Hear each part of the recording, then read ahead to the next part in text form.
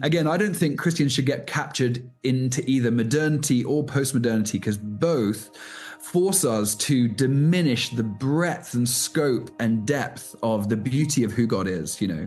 And so modernity said, hey, we can draw a box around truth. And postmodernity said, no, there is no truth. And I think Christianity says, you know, unless you bow the knee to perceive a glimpse of something greater than you, you have not known truth, you know. And so if the modern truth is kind of, I am in a lab and I stand over something, I've had some kind of rational, reductive knowledge. If we have that kind of approach to knowledge and truth about God, we will not describe God faithfully. Well, hello, everybody. Welcome back to the Follower Podcast. My name is Matthew Lewis, and we are into our second episode in a series called Human. It's based on my first book that I'm bringing out on the 1st of February, which explores our longings for goodness, beauty, and truth as pathways to the person of Jesus. And so every week as we build up toward that release date, I'm having conversations with friends around the themes of the book. Last week, we had a great conversation with Trevor Hudson around the idea of longing. And this week, we jump into a conversation with my friend Liam Byrns around our longings for truth, what it is and how we relate to it. And I hope that it's a helpful conversation for you. And so without any further ado, this is that conversation. Liam, it's just so good to have you on the podcast. Thanks for making the time. Yeah, thanks, Matt. Such a delight to be back with you, and I'm excited about your book. Yeah. We were just saying before we were recording, it's this interesting thing of you write a thing, you want to put it in some people's hands, but also you don't want to. I don't want to get bogged down in all the weeds of trying to make it something, you know. So hopefully these conversations are a helpful middle ground in all of that. Yeah, good. It's worth reading. Go read it now. I'll promote you on your behalf, Matt. There you go. That was much better than me doing it. Thank you. So let's just jump straight in. Truth. Truth, our longing for truth, and how this longing leads us ultimately to the person of Jesus. I think an anchor text I wanted to kind of use is we here in John 18, Jesus is before Pilate. Pilate says to him, "So you are a king?" Jesus says, "You say that I am a king. For this purpose I was born, and for this purpose I have come into the world, to bear witness to the truth. Everyone who is of the truth listens to my voice." And then Pilate says to him, "What is truth?" And that's like got to be the question of the age, right? What is truth? Yeah. So as I offer that question to you, what is truth? Liam Byrns, solve the question for us.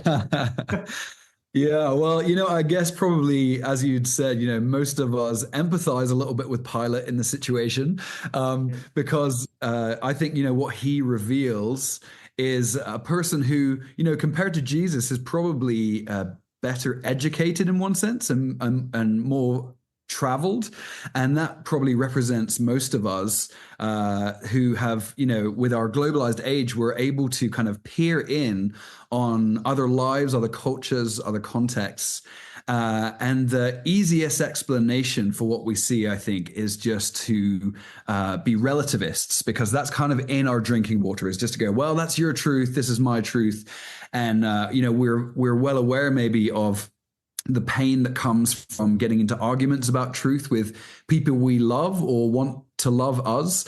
And so it's become, you know, over a movement in history, kind of a polite thing to put strong your commitment to truth, to privatize it, to soften it, and then there's obviously the other unction, which is those of us who've seen that reality maybe want to go, hey, well, I want to be bold, I want to proclaim, and even if we've, you know, basically being an unlikable person in the midst of it, it kind of almost affirms us, like, well, they rejected me, but of course they would reject me, you know. And so there are these two ways of handling truth claims, I guess, in our lives that are very common, and both are really reactions to something in the environment, you know. And I think part of what Jesus is inviting us to is relationship, and so we're in relationship with him. He said, you know, rivers of living water will flow from your inmost beings. And what if truth emerges as the personal presence of Jesus through our lives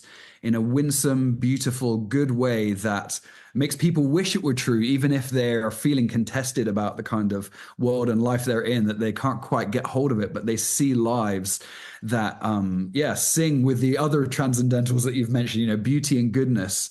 I think that is really in our kind of secular age where truth is contested. Very much an apologetic, by which I don't mean to apologize, but a missional witness, as it were, is to live the types of lives that people go, man, I wish that was true. I want that to be true because of the beauty of how it's being lived out. Love that. And so I think what you've really helped us there with is you've spoken about, and we spoke a bit about this, the sort of two polarities or approaches when we talk about truth. And I'm sure there's more, but in a simple way, if there's a spectrum, we can have two kind of responses to some of the confusion of our age.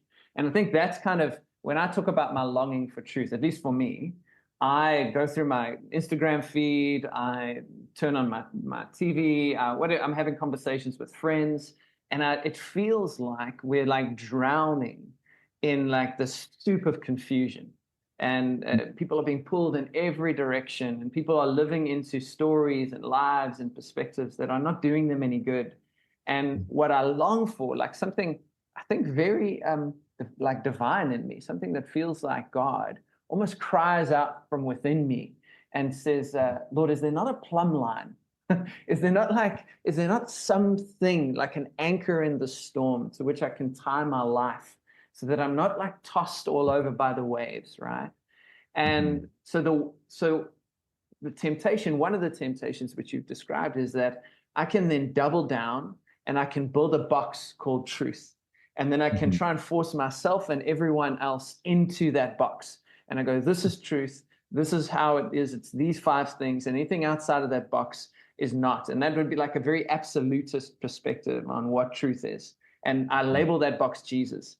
But the problem is that I only see Jesus from my perspective. So let's unpack that one side of the spectrum, this kind of very absolutist, boxy way of thinking. What are some of the dangers, pitfalls, temptations within that?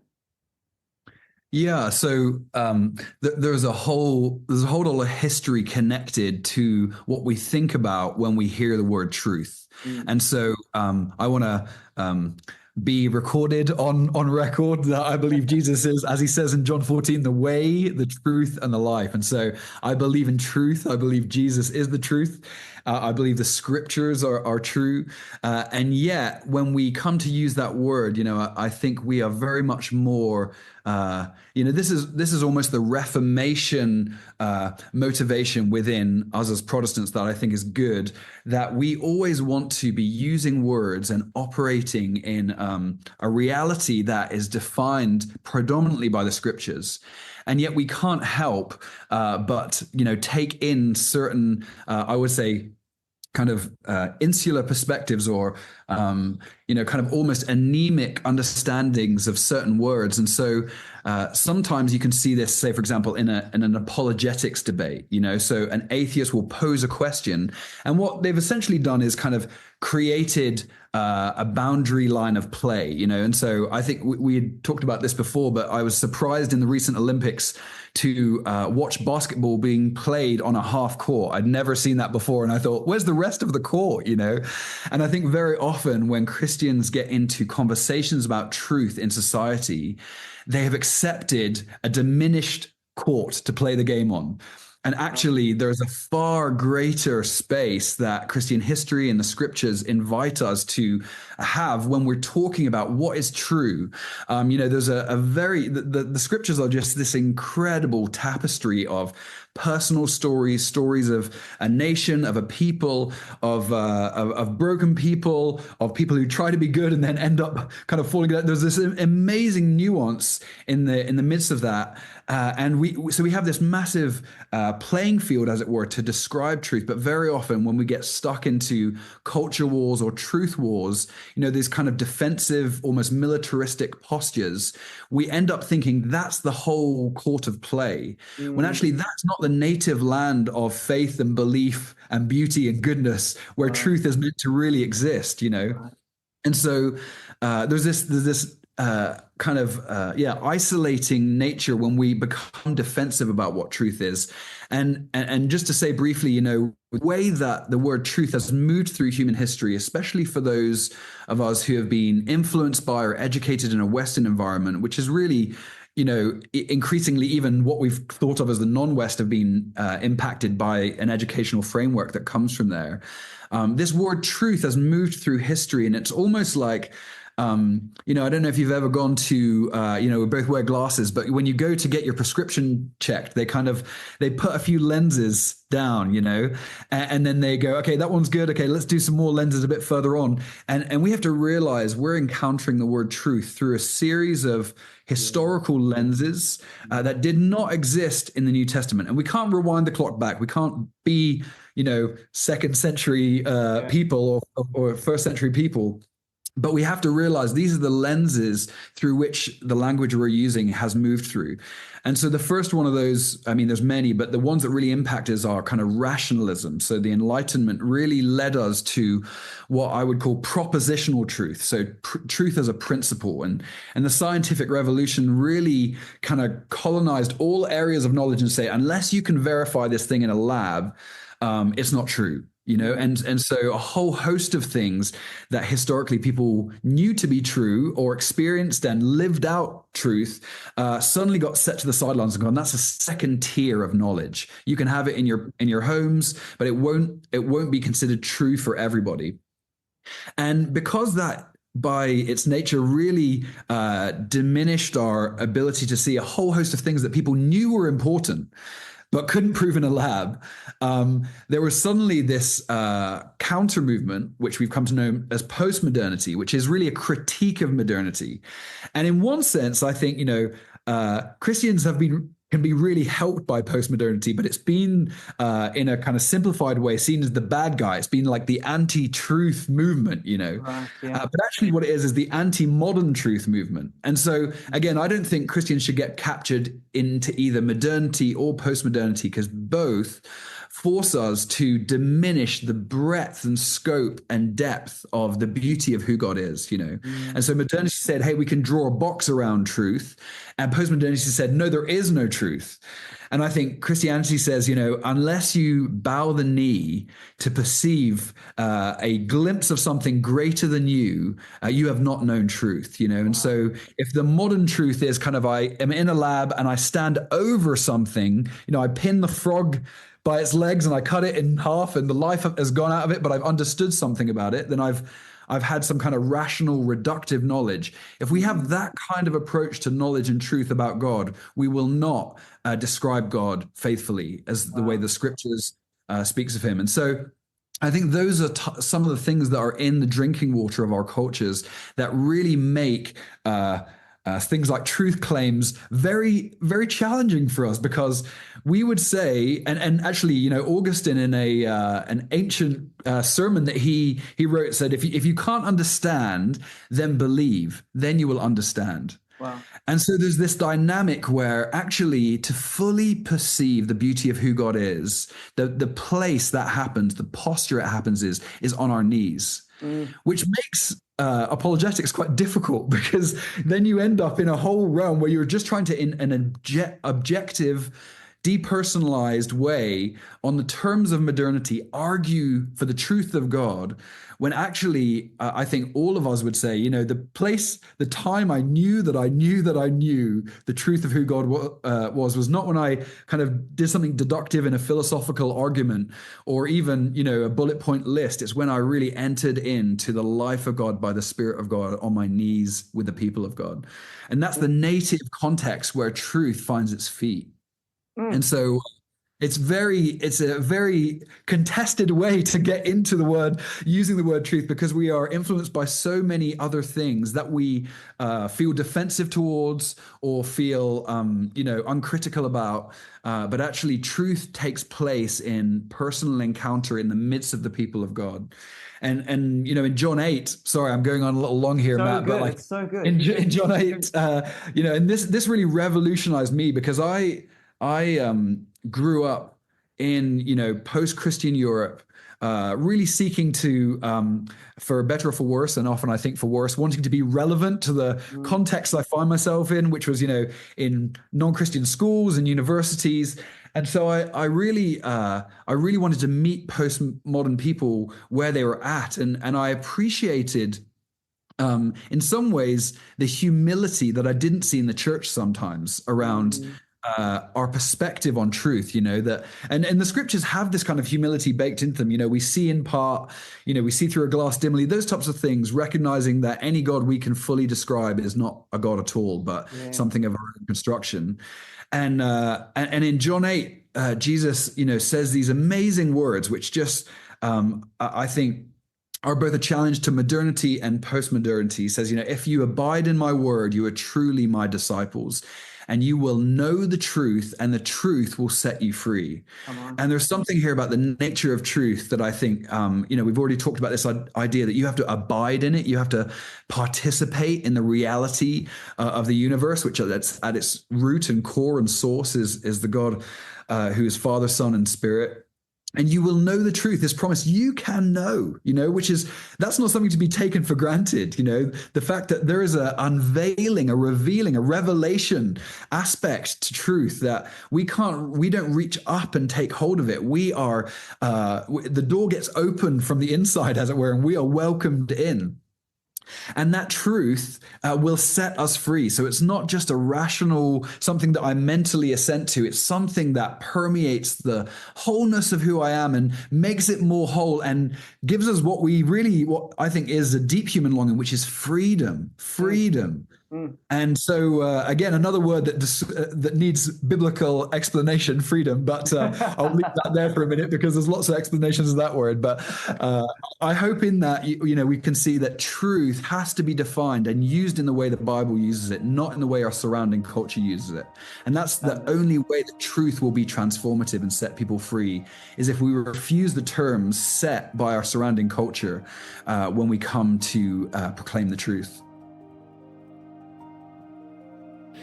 A better story, a reading from the book. Gravity, the inescapable proof that not all things are up for negotiation. Hard data for the lingering skeptic, confirming that truth, like concrete, is what we crash into when we're wrong. Wrong is not a word we hear very often. It's why we're stumbling around on the fractured ground of self-definition.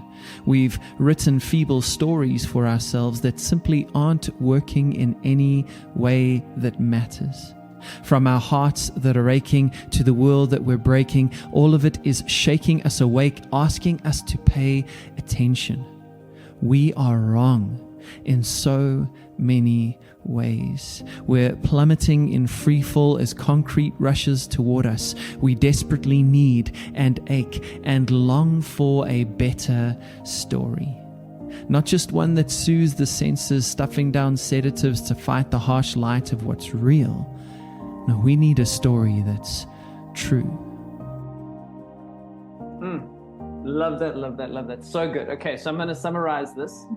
What you said. Tell me if I'm hearing you right. We're saying when we use the word truth, that word is coming to us through a bunch of lenses. And those lenses aren't always the same lenses, well, actually definitely are not the same lenses that a New Testament community would have understood that word through, because there's lenses that are built up over time. One of those lenses is this rationalistic thinking. And it wants to kind of take truth and put it solely really in the place of the mind and the intellect. And as I understand it, a lot of that is actually a reaction to an Enlightenment era when reason became primary and the case against God was very intellectual. And then we kind of like doubled up and met fire with fire. And we went intellectual in order to defend God. So there was this idea of like putting Jesus in the place of the mind. And what you're saying is that's not bad entirely, because I'd love to get into this, because you are probably one of the most well-read people I know. So you're like a person of the mind. You're not like anti-intellectualism or absolutely, you know what I mean? But when we take truth and then solely put it in that place of what we can understand, grasp, box, it's like we're playing on a half court of a basketball.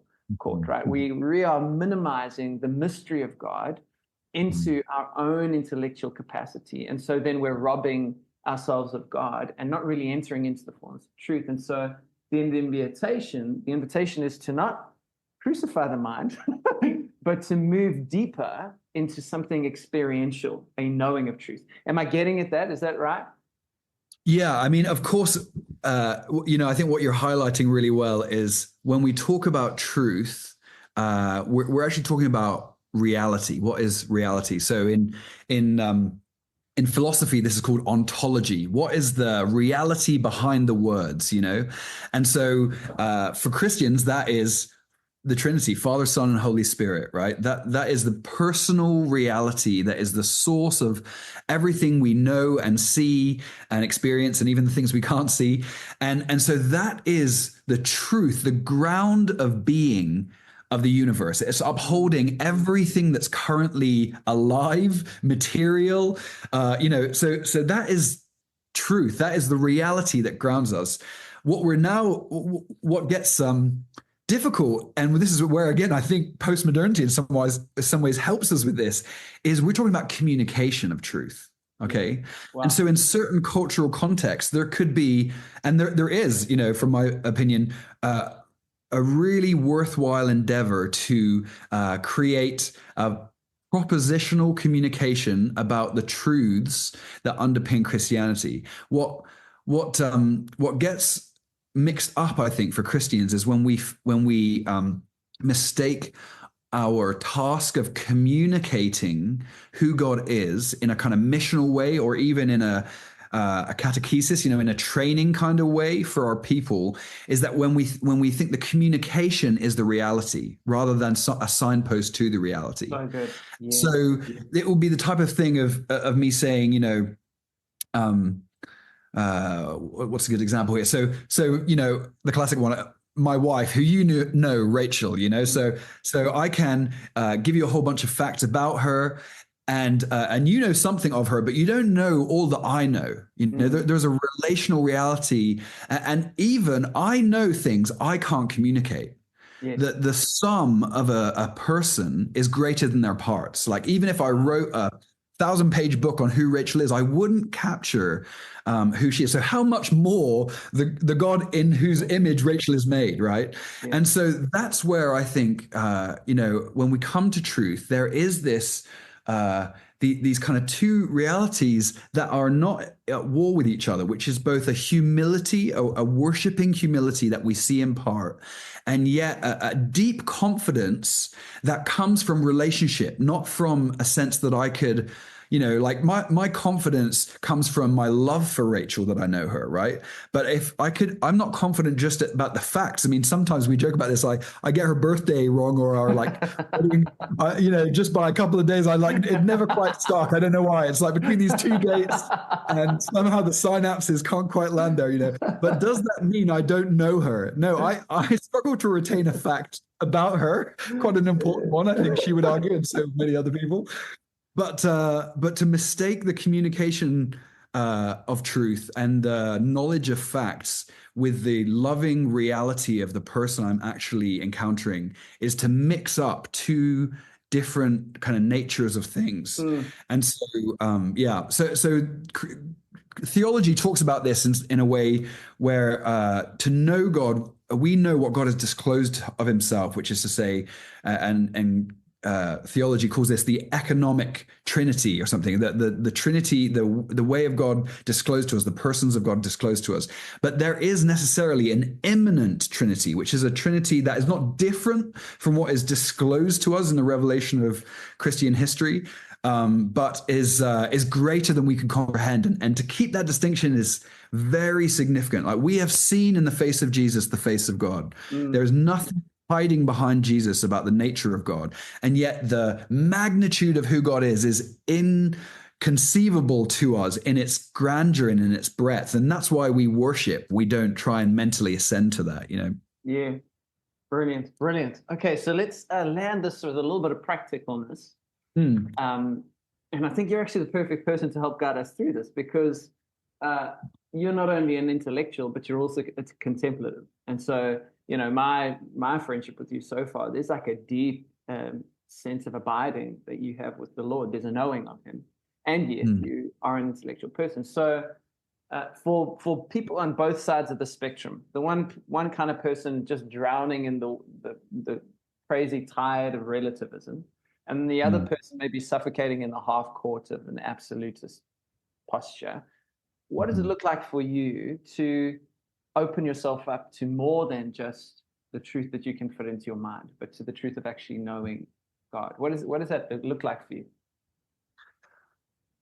Yeah, well, obviously, we're all made differently, right? So I wouldn't want my route towards this to be prescriptive for all people, but I can speak, personally in saying that there was a period in my life where some form of intellectual knowledge was really important to me. So to get a hold on people's testimonies, as it were, which is what I see good theology being, a testimony of the God they have known, um, in words I would not have chosen, really opened doors of imagination for me. And by imagination, I don't mean something that's not true, but something, a way of thinking and perceiving the things I cannot see beyond my own resources, and that's the great gift of Christian history, is that we just get liberated from our own stories that are precious to God and yet too claustrophobic to live within. Like, we're called to Wow, live wow, as wow, the wow, people wow. of God, and so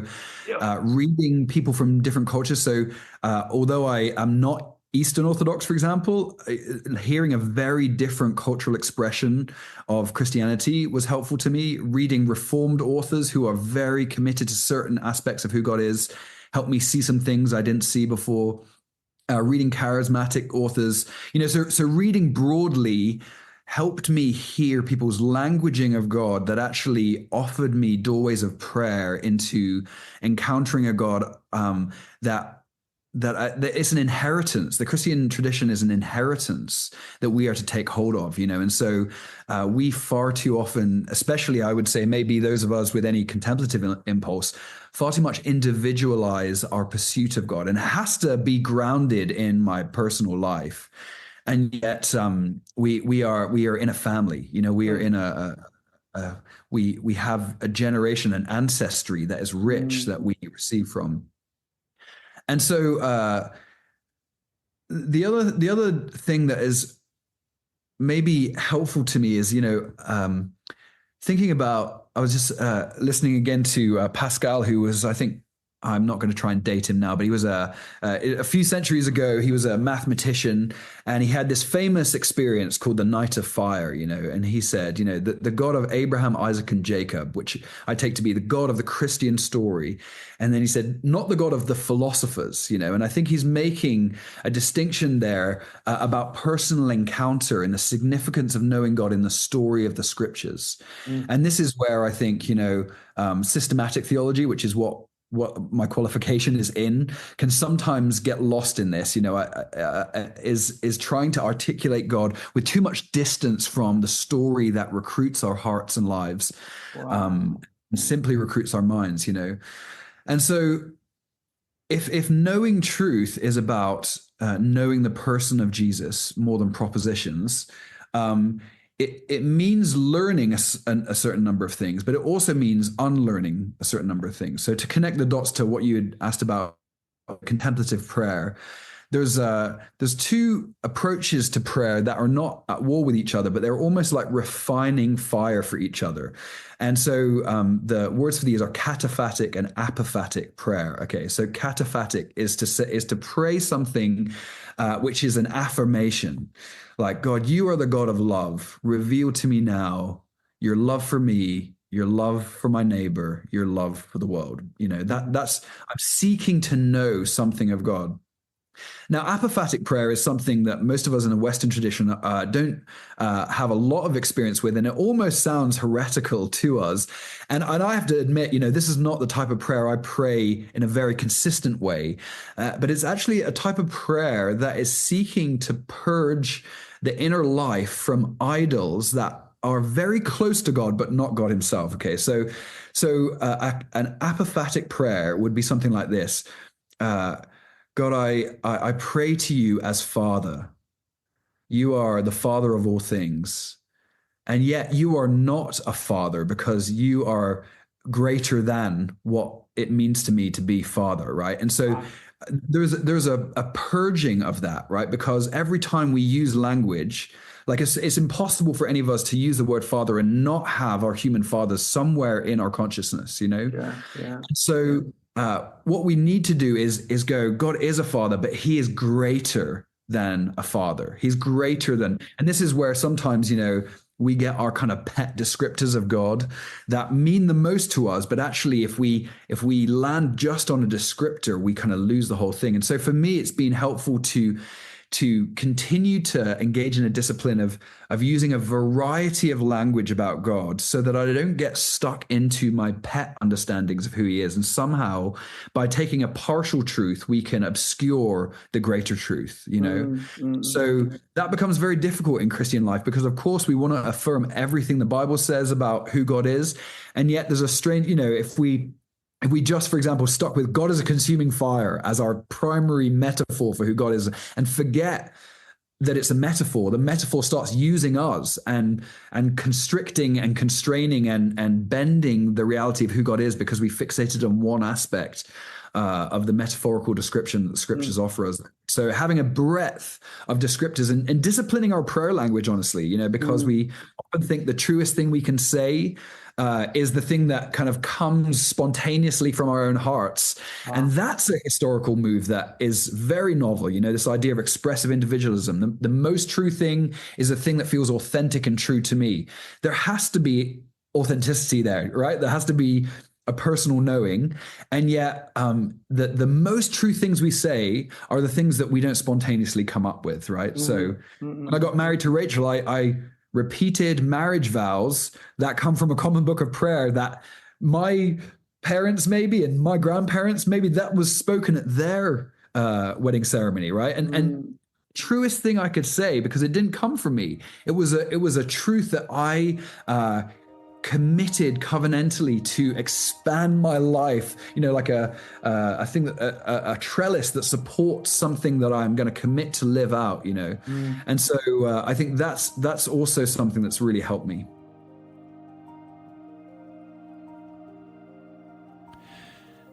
Stockholm Syndrome, a reading from the book. Truth is one of the feistier longings within us. It isn't Switzerland. It tends to split a room by picking fights with every backyard bully still trying to hold our heads over the toilet bowl of confusion. That's why it seldom makes the guest list at our parties. Its invite gets lost in the mail because, if we're honest, we would rather skip the drama of confrontation. We're tangled tight by lesser stories that hold our allegiance even as they harm us. Stockholm Syndrome is what they call it. So good, man. Man, so much in there. We need to do like a whole series on this conversation. But what I'm hearing you say again and again, first of all, to keep affirming, if anyone jumped in halfway through the podcast, both Liam and I are committed to the fact that Jesus is the way, the truth, and the life. We're not universalists out here. We believe that Jesus is the guy. At the same time, and I think what you're communicating is so important, there's a humility that we have to enter into when we are talking about truth. Because I love what you said. I don't know if you can even repeat the phrase, something about how the history of the church liberates us from the smallness of our own stories, or the claustrophobic. Yeah, claustrophobic. Yeah. So how whether you like it or not, you are bringing a paradigm to your experience with God. You're bringing a perspective, and that's unavoidable. So the only way we can really combat that is having awareness of it. So acknowledging that we carry that into the room and that we're never really relating to God through a clean lens. That lens is always tainted, and that lens is being cleaned throughout our lives. As we're in friendship with God, we see more and more and more clearly. But there's an important humility to adopt to say, my perspective of Jesus is not the fullness of Jesus, that Jesus is more than I'm able to perceive. And so then that leads us, as you've described, into this place of Pascal's idea of like, this is not the Abraham, Isaac, and Jacob of the philosophers. but the one of Yeah. fire, this place of encounter. And then I love how you're talking about how truth is not necessarily deeply emotive always. That truth isn't just like something that's necessarily bubbling up in our hearts, and if it feels good, it is good. And so there's a measuring of truth sometimes, and sometimes we can work to, particularly in our prayer life, say the truest thing. And this is where liturgy and like forms of prayer can be really helpful to help us get past some of our learned, rote, scripted language to things that are a little bit truer beneath and beyond our own cultures, preferences, or ideas. Does that kind of sum up what you've been saying there? Yeah, that's great. I wish I could have said it as shortly as that. It would have been podcast listeners a lot of time, wouldn't it? Yeah. Um, Yeah, yeah. so good. No, that's good. And Yeah. so as we kind of close this, I wonder, is there anything else that we haven't said that you think is important to say around this idea of truth? Yeah, I suppose there are a few ways of communicating, living out truth that I think are kind of native to followers of Jesus, or should be. And but I don't think they always go hand in hand. And for me, the promise of formation into the likeness of Jesus is captured by the fruit of the Spirit, right? And normally there are aspects of the fruit that are described, in Galatians that really are more kind of easier for us than others, and so our personalities definitely kind of play a part here. But I think, one of the things that was incredible about Jesus is that he was kind of fearless in proclamation, and yet those who were around him that had a deep hunger found him to be compassionate, to be gentle, and to kind of have forbearance, and I think those are things that are in short supply in a world that is kind of shouting for attention. Wow. And that is feeling insecure. And I think very often some of our Christian mission or proclamation is actually coming from a place of fear that I think is counter the ontological, to use the word we used earlier, realities that undergird the gospel. I think love sets us free from fear. Yeah. And so I think part of the work of prayer is to really is to allow the Holy Spirit to highlight within us any way in which our proclamation of truth has become plastic, out of our own fear of the fragility that we worry. If somebody asks one more question, we're going to enter into our own existential dread. And so coming to terms with the limits of what we know and can communicate is a great course in humility. And so I would encourage people to press into a deeper humility, a deeper compassion for those who are questioning. Often people who are, and I don't find many of these people, honestly, post new atheism, who are like angrily arguing in a philosophical manner. You can always find a personal story behind an abstract anger, and I think for those that are seeking to proclaim truth, I think your kindness is an extraordinary apologetic in an angry age. And so to be unoffended, to not feel like you need to defend God, he is fine. Like he doesn't need your defense, Find a robust way to communicate that includes your own story. I think that's an amazing way to present truth. Don't fall into the trap of feeling like you need to be, well, this is just true for me. But stories are a great gateway to speak of something that is really true. And I think the clearest sign, again, from John 8, the truth will set you free. It's the person of Jesus, a relational encounter with him, and an ability to speak of the things he spoke of, and spoke towards. And so I do think both of these things, both our affections and our intellect, need to find a connection point. I really sometimes, I'm afraid to say, roll my eyes at this kind of like from the head to the heart language, because I'm like, no, don't forsake one for the sake of the other. Wow. We can be integrated whole people who, have our hearts to God, our minds set to the things of God, and our hands set to the work of God in the world. And so I think that's the role of discipleship, is for truth to become all of who we are, that the Holy Spirit would have a greater reign. Our allegiance would be to Jesus Christ in our minds, our hearts, and the ways that we live our lives out in the world. So more of that integration, I think, is what truth looks like out in the world. Love that. Love that. Thank you, Liam Byrns. So, guys, that's going to be the end of our conversation about truth. This is all as part of the little book that I'm bringing out called Human. And really what Liam's describing, this is what I'm trying to do. I don't know how successfully I've done it, but there's a little phrase that I use in there is that some things, the deepest things perhaps, are better described than they are defined.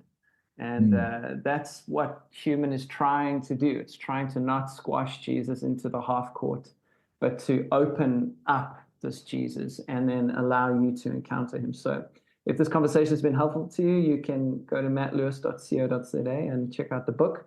And Liam, you bring out something called the lecture letter. Just tell us a little bit about this. Once a month. Yeah. So it's my unembarrassed attempt to get money to buy books because I love to read. And so I thought, okay, how could I help my wife feel more comfortable about the money I'm spending on books? I need to make more money. No. So I started writing this thing called the Lectio letter, and it basically is my attempt to just have a short thought about something I think around discipleship. It is as varied and scattered as I am. And so I can't make a promise that it's a linear thing in one direction, but I share some stuff I've been cooking. I really enjoy to cook. That's a great way to the beauty of God's creation. Something I'm reading, and then just a little thought about discipleship, theology, those types of things. So feel free to check it out. There's a bunch of free ones on there. lectioletter.com. Just sign up. You don't need to pay to sign up. That was just a joke at the front. I'm blushing with British embarrassment now that I came so strong with my sales pitch earlier. And let me promote Liam because he promoted me. So we'll just help each other out here. I get his lecture letter. Really, really helpful. What I love about it is it's a combination of really some of the deepest thoughts that you're going to have in a week. And then also like, hey, here's a moon bag that's really helpful for your travel. And like, here's a really cool album I listened to at Glastonbury or whatever the thing is, like. I always try and put in a puppy picture for my mother-in-law, who has been my first subscriber and just is there for the memes, basically. So I try and keep it light on the back end. So I just love the humanness of it. I really, really love it. And I would encourage you to go have a look. And Liam and I are plotting and dreaming and scheming about the possibility of him being on the podcast more often next year. So maybe you can look forward to that. Fun. That's all from this episode. We'll see you on the next one when we talk about goodness. Goodness. It's going to be a good one. Until then, see you later.